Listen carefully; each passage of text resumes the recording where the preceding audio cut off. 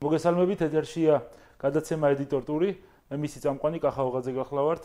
დღეს ჩვენი გადაცემის სტუმარია ცნობილი ფოტოგრაფი და მოგზაური ივანე გოლიაძე. მოგესალმებით, ბატონო ივანე, როგორ გზანდებით? კარგად თავად.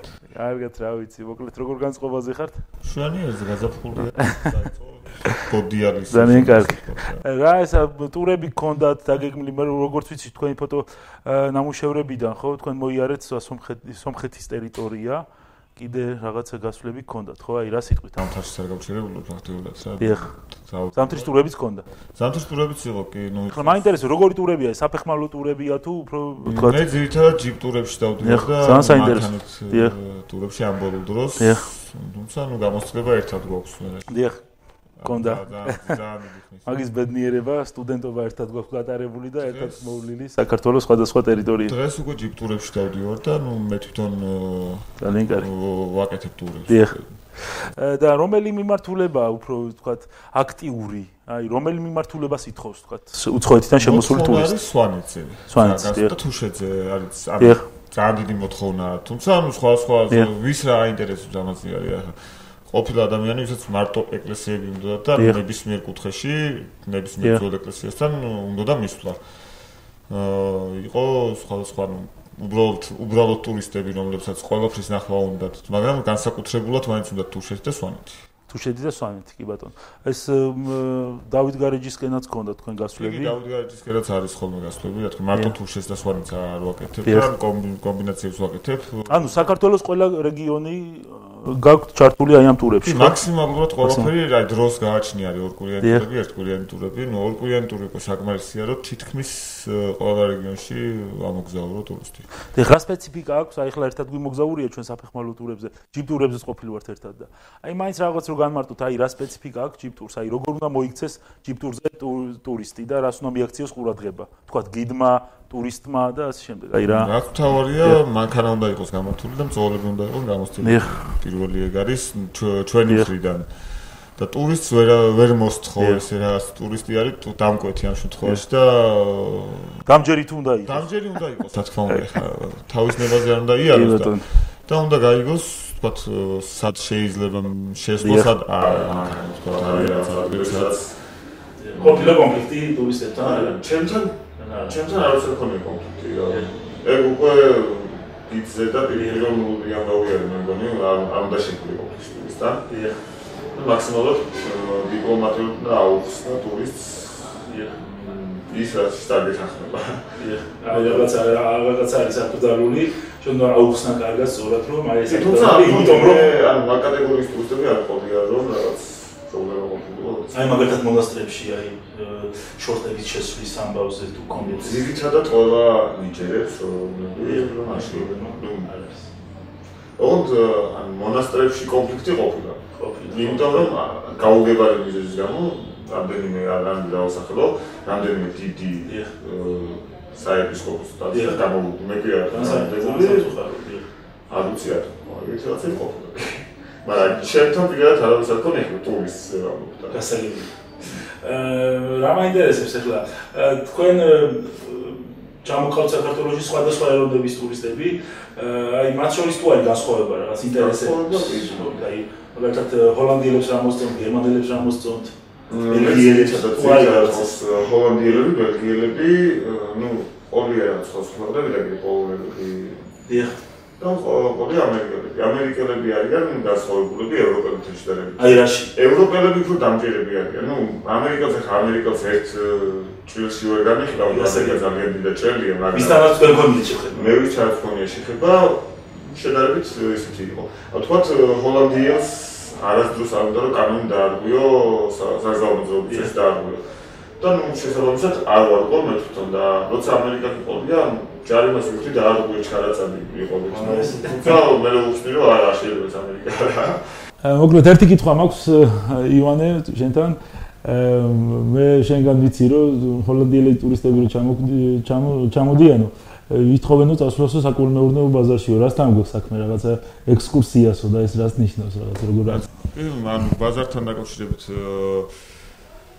მათთან არის ეს ტიპის ბაზრები და ეს იწვევს ინტერესს მათში. ანუ ეგზოტიკა არის ერთგვარი, რატთვის იგივე ჩემთვისაც დიდი ხანი არ ვარ ხოლმე ბაზარში ნაყოფი და ხანდახან გავდივარ ფოტოების გადასაღებად და ეს არის ჩემთვის რაღაცა სხვა სამყარო. კი, მინახავს შენი ფოტოები ბაზარში გადაღებული ძალიან საინტერესო. სხვა სამყარო არის საერთოდ რაღაც ადამიანები ჩანალი სხვანაირად. სხვა ტიპის ადამიანები არიან, სხვა ხასიათი არის ადამიანების და ჩანს ეს ყველაფერი და რა თქმა უნდა მათთვისაც ეს როგორც ეგზოტიკა საინტერესო არის. გასაგები. კი ბატონო, აი ბოლოს სად იყავით? რომელ ტურზე იყავით ბოლოს? აი რა მიმართულება? ბოლოს გურიაში ვიყავით და გადმოვედით ანუ რა მარშრუტი გააკეთეთ? ორდღიანი ტური იყო უბრალოდ აი დასასვენებელი ტური იყო ეს ანუ არ იყო რაღაც დატვირთული ბევრი სანახაობით ვიყავით გურიაში, სოფელ აცანაში. ორი ღამე ვიყავით სოფელში, თვითონ სოფელი ვნახეთ, სოფლის ტყეები, ხევი არის ძალიან საინტერესო. მე გადმოვედით ბათუმში და ბათუმიდან გადმოვედით გოდერძის უღელტეხილით დავბრუნდით თბილისში უკან. და ძალიან საინტერესო ტური. ეს ხო უბრალოდ ორღამიანი ტური, პარასკევს საღამოს გავედით თბილისიდან და კვირას ღამე ჩამოვედით უკან. მოკლედ ეს რაღაც კლუბი გაქვთ თქვენ მოგზაურთა კლუბი თუ რაღაც როგორ ახერხებთ აი ამ ტურების ორგანიზებას მოწყობას? სამეგობრო წრე უბრალოდ სპონტანურად გეგმავთ როცა გავდივართ, ანუ ეს ჩვენთვის როცა გეგმავთ არის კიდე მე ცალკე დავყავს ტურისტები როცა არის ამ საშუალება და როცა ვინმეს უნდა შეკეთა როცა არის მიყავს ტურისტები, ну იგივე რაღაც ვაკეთებ ხოლმე, რასაც ჩემთვის ვაკეთებ და ტურისტის მოთხოვნიდან გამომდინარე დავდივარ მარშრუტებზე. გააჩნია მას რა ინტერესებს. აი ეს მე როგორც ვიცი მამა შენი ლევანი ახორციელებს ძალიან საინტერესო ტურებს საქართველოში, მაგალითად რაღაცა ეს თქვათ ასწავლის იგი ხალხურ სიმღერებს, ხო, თქვათ ტურისტებს. ახლა თუ გრძელდება ეს ტურები და თუ გრძელდება და ნუ წელს საკმაოდ კარგი წელი აქვს. მას ცოტა სხვა ტიპის ტურებია, ანუ სპეციფიკური, კულტურული, ანუ ეთნოგრაფიული. რა თქმა უნდა, ნახულობენ სხვადასხვა ადგილებს საქართველოში. და ყველა ადგილას ერთ სიმღერას ასწავლის. ძალიან მე შეეცდება რა იმ პროცესისა და განსაზღვრო, ნუ და გასაკვირია რომ ყველა მიცის ნოტები, თითქმის ძირითადად ჰოლანდიელებთან არის ამაჩემი. ყველა ჰოლანდიელმა იცის ნოტები და ეს ეხმარება. ეხმარება მათვისებაში სიმღერები. და ძალიან მოსწონთ ეს ეთნოტურები მათ და ინტერესი ძალიან დიდია მე როგორც ვიცი. ყველანაირად ჯგუფები ყავს ბატონ ლევანს. ნუ ყველა წელსაც მე მგონი აპირებს. კი წელს უკვე დაწყებული არის მეორე ჯგუფი ჩამოსდის. ბატონ ლევანი ისე მღერის? კი, ისე ანსამბლში ისე ვარ. ხარება და გოგია. ხარება და გოგია. კი, ოღონდ საქართველოში ნაკლებად ცნობილი ანსამბლერი, უფრო ჰოლანდიაში არის. ხო, ძალიან კარგი. მოკლედ ახლა რა მაინტერესებს ივანე, ბოლოს მინდა გკითხო, გაიხსენე რომელიმე ტური და რაღაცა ვთქვათ თუ არის შენს ისტორიაში ისეთი რომელიც არის ვთქვათ რაღაცა იუმორის მომგვრელი ან რაღაცა ეს საინტერესო აი რაც გაიხსენე. ეხა გამახსენე. მე ამბებისა. შენ რომ ურალის კაპოტზე იჯექი ერთ-ერთ ტურში და ეგ სად იყო? ну, ზარო დავკარგეთ სადღაც ქართლში, შიდა ქართლის ტერიტორიაზე. ეგ იყო რკონის გზაზე. რკონის გზაზე გზა. ფოტოს ვიდეოს. კი, ფოტოც არის. დავკარგეთ გზა და შენი ჯექი, ანუ ჩამოიარა ურალმა ტყეში, ურალზე ტრაქტორი და ჩვენ ტრაქტორზე ავზოვეთ, შენი ჯექი ურალის კაპოტზე მახსოვს და ხეების ქვეშ დადიოდა ეს მანქანა და ჩვენ სახეში რო ეკლები და კი. ვაშლები რო. მაგას დავაქვით მე ზეგი როგორი დავაქვით სახელწოდები მაგასვას დაღელხოდი ბრწყალებში პახოდის ასე ხო ან რუსული ვერსია არის და შესაძლოა კაი გასვლა კიდე მაგ სიტყვის ხმარება კი ბატონო მოკლედ აი რას სახელი მოვიფიქროთ მაგას რა სიტყვით თქვათ აი რას შესთავაზებდით თქვენ ტურისტს თქვათ რა არის ახალი თქვენი შეთავაზება რა მიმართულება ისეთი საინტერესო რომელიც ნაკლებად ცნობილია თქვათ ფართო საზოგადოებისთვის. აი თქვენ რომელი მარშრუტი მოგწონთ ყველაზე ძალიან აი ამ მიმართულებით. აი ნაკლებად ცნობილი, მაგრამ აი ძალიან შთამბეჭდავი რა. ეს საფეხმავლო იყოს თუ სიმართლე გითხრა არ მაქვს ესეთი რაღაც გამოყოფილი, იმიტომ რომ მე ძირითადად თუ საშუალება მაქვს ვაკეთებ ყოველთვის ისე რომ მთელ საქართველოს ვურტყავ წრეს. და ძირითადად იმ გზებით საიდანაც რეალურად არ დადიან მანქანები, როცა მიდიან თქო დასავლეთში მე გადავდივარ ყოველთვის არ თუ საშუალება მაქვს კახეთიდან თიანეთით გადავდივარ ქართლში ქართლიდან უკვე ქართლიდან გადავდივარ მაგისტრალზე მაქსიმალურად ნაკლებს დავდივარ და დავდივარ სოფელ და ეს საინტერესოა ტურისტისთვის, იმიტომ რომ ნახულობს უკვე მაგისტრალზე როცა მიდიხარ ირგვლივ ხედავ მარტო რაღაც შაბლონს, რომელსაც ყველა ნახულობს. როცა შედიხარ სოფელში, იგი უბრალოდ ხალხს ხედავ, თუ არ გაჩერდები, ხედავ მაინც თქვა რაღაცა. ხანდახან ჩერდები საინტერესო ადგილებში. ნუ მე გადავდივარ თქვა საჩხერიდან და მე გადავდივარ თქვა არა ცენტრალურ მაგისტრატ ზესტაფონით გადავდივარ უკვე თერჯოლის მხრიდან. ძალიან საინტერესო. ანუ კაცხის მხრიდან თერჯოლით გადავდივარ იმერეთში. იქიდან თუ რაჭაში მივდივარ ჩვეულებრივ სხვა გზა. იმერეთში სადღაც ხონთან ალბათ, ხო? რაღაცა ხონის მიმართულების. არა. აბა ეს რომელი ეს გადის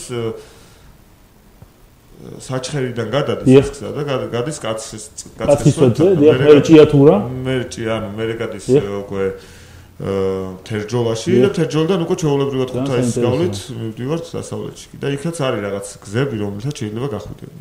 ისე რომ მაგისტრალზე არისო. მე მახსენდება ჩვენი მოგზაურობა ჯიპებით ქვემო სვანეთიდან ზემო სვანეთში რო გადავედით უსხლში. ძალიან სასტიკი გზა დაგვხდა იქ ზაგაროზე. რა როდიდან იხსნება ზაგაროს უღელტეხილის გზები? აი ზოგადად უღელტეხილებზე რომ მოგვახსენო, აი რომელია ყველაზე საინტერესო უღელტეხილი სამანქანო გზებს გულისხმობ ჩვენ და ამაზე 2-3 სიტყვით რომ. იგივე ზაგაროს უღელტეხილი არის ძალიან ლამაზი და საინტერესო და ნუ საშიშიც რა თქმა უნდა, მაგრამ თუშეთი, ანუ აბანოს უღელტეხილი. აბანოს უღელტეხილი არის ჩემი არის ერთ-ერთი ყველაზე მაგარი ადგილი სადაც ყოფილი ვარ, ანუ სიმაღლეთა ძალიან მაღალია, თუ ვთქვი 2900-მდე ადგილი 2900 არის. ნუ იგივე შემიძლია ვთქვა ჯავახეთის მხარეს ძალიან ლამაზი უღელტეხილებია და ძალიან ლამაზი ზეგანი არის ზოგადად. ეს უნდა მეთქვა ძალიან საინტერესო მარშრუტებში რა. ძალიან საინტერესო. აი ეს ტიკტამაჟის უღელტეხილი თუ რას ეძახიან მაგას? აი ჯავახეთის მიმართულება. სახელი არ ვიცი, რატომღაც არ ვიცი სახელი. ხო, ესეთი ის არის, აბრა არის იქ გამოყრული, როდესაც გადიხარ კოდადან, სოფელ კოდადან, მაშინ არის იქ ღია თუ არა ტიკტამაჟის უღელტეხილი თუ რა. იქიდან დამიმახსოვრდა ეს სახელი და კიდევ ეს რომელი უღელტეხილებს გამოყოთ ეს გოდერძი ახსენეთ, კიდე მაინტერესებს ძალიან ლამაზია კი. და კიდე მაინტერესებს ზეკარის უღელტეხილზე თუ ხართ ნამყოფი. ზეკარის უღელტეხილზე არასდროს არ ყოფილი ვარ. ანუ აბასთუმნიდან რო გადადის ხო იცით ეს მიმართულება? აბასთუმნიდან რო გადადის საირმეში. თუ არ ვთქვი სხვა უღელტეხილია. სხვა უღელტეხილია? ზეკარი კიდე სხვა არის. კი, ამაზე მსჯელობა მახსოვს Facebook-ზე. დარწმუნებული არ ვარ, იმიტომ რომ ზოგი ამბობს ესე, ზოგი ამბობს. კი, მეც ვიცი რომ ზეკარია. მე უბრალოდ დავდივარ ჩემთვის რა, არ ვკითხულობ სადო, ხანდახან არის ესეთი მომენტი, თუ არ ვიცი, არ ვკითხულობ, უბრალოდ მომწონს გადავდივარ, გზა არის. და ნუ მაგ უღელტეხილზე ნამყოფი ვარ, ან მე მგონი რომ იყო ზეკარი. მაგრამ მე ჩამოვედი, მე მითხრეს ეს არ არის ზეკარი. კი, ნიკამ თქვა ვარძელაშვილმა რომ ეს ზეკარი არ არის, რაღაც სხვა სახელი აქვს. მე აღარ მახსოვს ნიკას ნათქვამი რა სახელია, თორემ ახლა ვახსენებდი აუცილებლად. ხო ალბათ, რა ვიცი, ჩვენსებით და ნიკა მართალია. არა, ხო, იმიტომ რომ მე ფოტოებს ვაჩვენე ზეკარი არის სხვა. კი ბატონო, მაგრამ ძალიან ლამაზია ესეთი შტამბეჭდავია ის ადგილები. მოგლეთ ძალიან საინტერესო საუბარი გამოგვივიდა, მე ესე ვფიქრობ. უღრმესი მადლობა ივანე ბატონო. და ველოდებით თქვენგან ახალ ტურებს, ახალ ფოტო ნამუშევრებს. მეგობრებო, ივანე ძალიან ძლიერი ფოტოგრაფია და მე მინდა შეგაქო. ძალიან მომწონს შენი ფოტონამუშევრები. საქართველოს ყველა რეგიონში იღებს იგი ფოტოებს, პანორამებს და ისეთ შტამბეჭდავ ფოტოებს, რომელიც არ დაგავიწყდება ადამიანს. დიდი მადლობა ივანე ამ ყველაფრისთვის. გემშვიდობებით, იმოგზაურეთ საქართველოს ულამაზეს მხარეებში. ერთი კვირით გემშვიდობებით, ედიტორ ტური კვლავ დაბრუნდება ეთერში. დროებით. მადლობა.